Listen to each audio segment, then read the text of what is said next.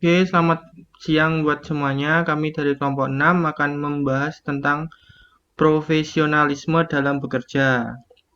Kelompok kami terdiri dari yang pertama adalah Manda Gumilo 18025, yang kedua ada Fredrik Horas 18033, dan saya sendiri Kristiawan Wisnu 18052. Nah, sebelum itu pengertian dari profesi sendiri menurut beberapa ahli.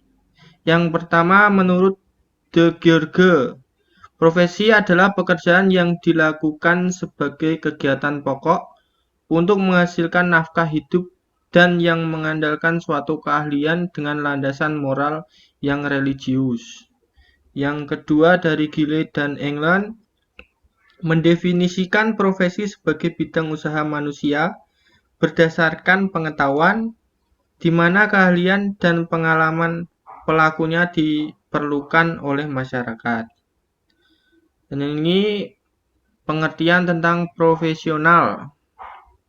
Menurut De Geerge, profesional adalah orang yang mempunyai profesi atau pekerjaan purna waktu dan hidup dari pekerjaan itu dengan mengandalkan suatu keahlian yang tinggi. Atau seorang profesional adalah seseorang yang hidup dengan mempraktekkan suatu keahlian tertentu atau dengan terlibat dalam suatu kegiatan tertentu yang menurut keahlian, sementara orang lain melakukan hal yang sama sebagai sekedar hobi, untuk senang-senang atau untuk mengisi waktu luang. Nah, jadi dapat kita simpulkan bahwa profesionalisme diartikan suatu watak yang diwujudkan dalam suatu tingkah laku, suatu tujuan dalam menjalankan profesi yang akan menghasilkan kualitas terbaik dari pekerjaannya. Selanjutnya ada ciri-ciri profesionalisme. Yang pertama itu, profesionalisme menghendaki sifat mengejar kesempurnaan hasil atau perfect result, sehingga kita dituntut untuk selalu mencari peningkatan mutu. Lalu yang kedua ada profesionalisme memerlukan kesungguhan dan ketelitian kerja yang hanya dapat diperoleh melalui pengalaman dan kebiasaan. Yang ketiga ada profesionalisme menuntut ketekunan dan ketabahan, yaitu sifat tidak mudah puas atau putus asa sampai hasil tercapai. Lalu yang keempat, profesionalisme memerlukan integritas tinggi yang tidak tergoyahkan oleh keadaan terpaksa atau godaan iman seperti harta dan kenikmatan hidup. Lalu yang terakhir, ada profesionalisme memerlukan adanya kebulatan pikiran dan perbuatan sehingga tenaga efektivitas kerja yang tinggi. Lanjut, Pak. Selanjutnya ada komponen-komponen yang sangat diperlukan dalam menjalankan kompetensi profesional. Yang pertama itu ada kompetensi individu yang meliputi inisiatif, dipercaya, motivasi, dan kreatif. Lalu yang kedua ada kompetensi sosial yang meliputi berkomunikasi, kerja kelompok, dan kerjasama. Lalu yang ketiga kompetensi metodik, yaitu yang meliputi mengumpulkan dan menganalisa informasi, mengevaluasi informasi, orientasi tujuan kerja, dan bekerja secara sistematis. Dan yang keempat, kompetensi spesialis. Itu meliputi keterampilan dan pengetahuan, lalu menggunakan perkakas dan peralatan yang dengan sempurna, serta mengorganisasikan dan menangani masalah. Lanjut, Pak.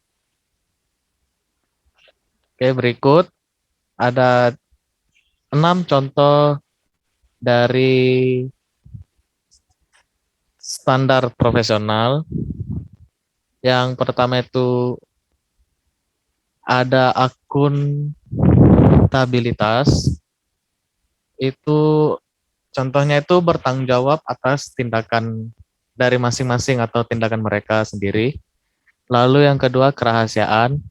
Itu contohnya itu menjaga kerahasiaan semua informasi sensitif dan jauh dari mereka yang tidak seharusnya memiliki akses ke sana. Jadi maksudnya itu kita benar-benar menjaga rahasia dari diri ataupun dari masing-masing kita sendiri. Lalu yang ketiga itu kejujuran, itu maksudnya itu kita sebagai karyawan atau sebagai pekerja itu kita harus menanamkan sifat selalu jujur. Yang keempat ada integritas. Maksudnya itu adalah kita harus memiliki prinsip moral yang kuat. Lalu yang kelima ada loyalitas. Artinya adalah tetap berkomitmen pada profesinya. Dan terakhir transparansi, yang berarti mengungkapkan semua informasi yang relevan dan tidak menyembunyikan apapun. Lanjut, Pak. Oke, di sini selanjutnya ada tujuan profesionalisme. Yang pertama meningkatkan rasa hormat. Artinya adalah ketika profesionalisme dihargai dalam arti budaya organisasi, mayoritas karyawan akan berperilaku serupa. Tindakan ini juga membantu untuk membatasi percakapan pribadi yang tidak pantas atau percakapan yang dianggap tidak sopan. Tingkat penghargaan terhadap pelanggan atau kemitraan bisnis juga terlihat ketika seorang karyawan terus berperilaku profesional, meskipun ada komentar yang tidak pantas dari pihak lain. Lalu yang kedua ada mengembangkan reputasi bisnis. Artinya kita harus memilih satu penyedia di atas yang lain untuk layanan tertentu. Penyedia dengan umpan balik paling positif kemungkinan besar akan dipilih. Interaksi dan hubungan karyawan dengan pemangku kepentingan utama adalah salah satu kontributor terpenting bagi asosiasi merek yang positif ini. Lalu yang ketiga ada meminimalkan konflik. Artinya adalah karyawan profesional cenderung memahami batasan dengan lebih jelas dan menyelesaikan masalah kecil dengan pendekatan yang efisien dan penuh hormat. Perilaku profesional juga membantu staf menghindari menyinggung klien ketika mereka memiliki perspektif yang berbeda, serta menyinggung orang-orang dari unsur budaya atau latar belakang yang berbeda. Lanjut, Pak.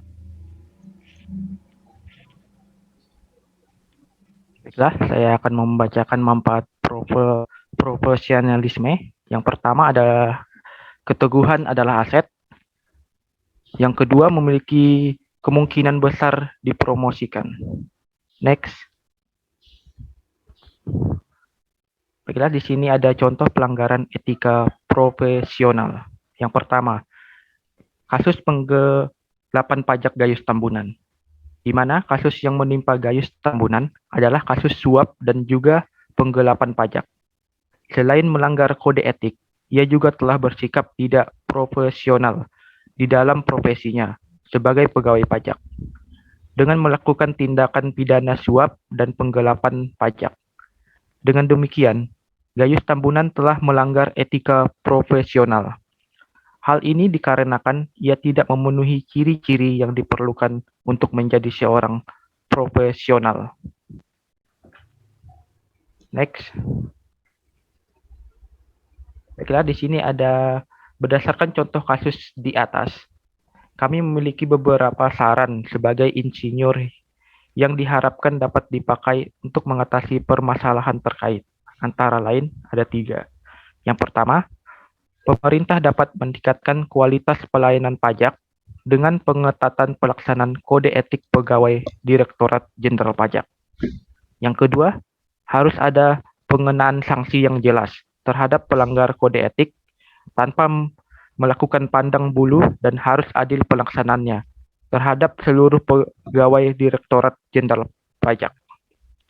Yang ketiga, pemerintah dapat melakukan pengetatan pengawasan terhadap kerja pegawai Direktorat Jenderal Pajak agar dapat memperoleh data pelanggar dan dapat memproses untuk dikenakan sanksi. Baiklah, selanjutnya. Baiklah, di bawah ini ada beberapa referensi yang kami pakai dalam membuat presentasi kami. Ada 4. Next. Oke, sekian dari presentasi dari kelompok kami. Terima kasih.